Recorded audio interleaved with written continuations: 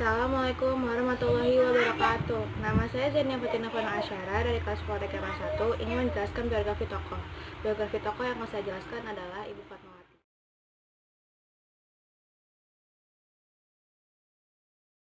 Siapa yang tak mengenal Fatmawati Soekarno? Beliau merupakan ibu negara pertama dari presiden pertama Indonesia, yaitu Presiden Soekarno, dan juga dikenal sebagai penjahit bendera pusaka merah putih yang dikibarkan pada proklamasi kemerdekaan tanggal 17 Agustus 1945.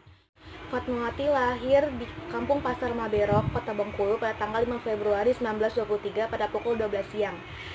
Sebagai putri tunggal dari pasangan Haji Hasanuddin dan Siti Khadijah. Oleh orang tuanya ia diberi nama Fatmawati yang berarti bunga teratai. Ayah Fatmawati, Haji Hasanuddin, merupakan pemimpin organisasi Muhammadiyah cabang Bengkulu. Oleh karena itu, kedua orang tuanya aktif dalam Perserikatan Muhammadiyah. Bibit jati diri dan prinsipnya kokoh, juga semangat kemandirian telah tersemai dalam masa remaja Fatmawati.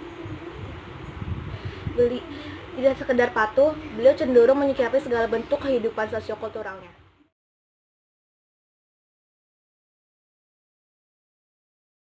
Beliau menempuh pendidikan di Sekolah Standar Muhammadiyah dan HIS, Holland Inland School, pada tahun 1930. Fatmawati yang baru berusia 15 tahun mampu diajak dalam perbincangan dan diskusi mengenai filsafat Islam, hukum-hukum Islam, termasuk masalah gender dalam hukum pandangan Islam. Fatmawati menyukai kegiatan organisasi sejak sekolah dasar. Beliau aktif dalam organisasi Nahdlatul Asyiyah, yaitu organisasi perempuan di bawah naungan Muhammadiyah. Beliau mengenal Soekarno sejak dipindahkan ke tempat perasingan di Flores, NTT. Saat itu, Bung Karno bekerja sebagai guru di salah satu sekolah Muhammadiyah dan Fatmawati sebagai muridnya.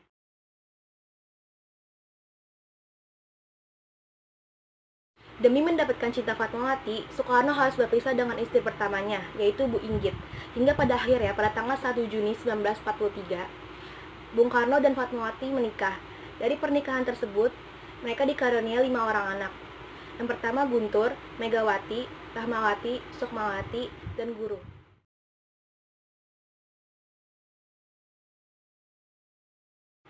Pada tanggal 16 Agustus 1945, saat para pemuda membawa Bung Karno dan Bung Hatta ke Rengas Dengklok, Bung Karno dan Bung Hatta mengatakan segala hal yang terkait dengan kemerdekaan telah dipersiapkan. Melihat hal itu, Fatmawati segera mengambil kain yang telah ia jahit sendiri. Kain bahan bendera tersebut didapatnya dari seorang pemuda bernama Khairul Bisri.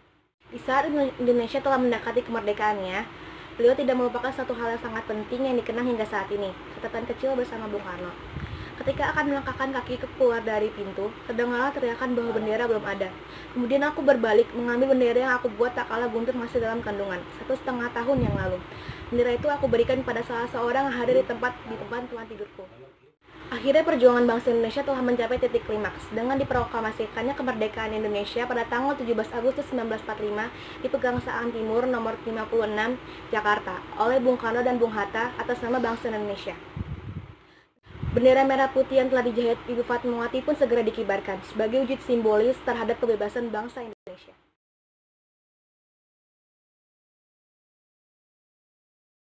Terlewat sudah tahun semenjak Indonesia merdeka. Perkara menimpa kehidupan rumah tangga Ibu Fatmawati.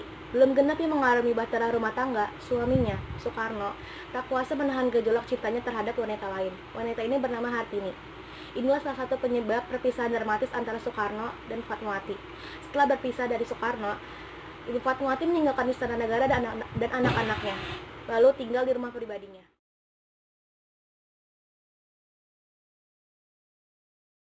Pada 14 Mei 1980 di Kuala Lumpur, Ibu Fatmawati meninggal dunia dikarenakan serangan jantung ketika dalam perjalanan pulang umroh dari Mekah. Beliau dimakamkan di Karet Bifak, Jakarta. Untuk mengenang kisah beliau, dibuatlah sebuah bandar udara di Bengkulu yang diberi nama Fatmawati, dan juga sebuah rumah sakit yang diberi nama sama. Bagi kaum perempuan, Ibu Fatmawati telah berjuang meningkatkan peranan wanita dalam pemerintahan. Perjuangan Ibu Fatmawati ternyata telah mampu melampaui batas-batas pemikiran pejuang bangsa pada umumnya. Disinilah sebuah fakta telah berbicara, bahwa Ibu Fatmawati tidak sekedar menjadi penjahit bendera pusaka merah putih seperti yang kita pahami. Akan tetapi jiwa dan semangat juangnya yang diperankan beliau telah sangat jauh dan mendalam.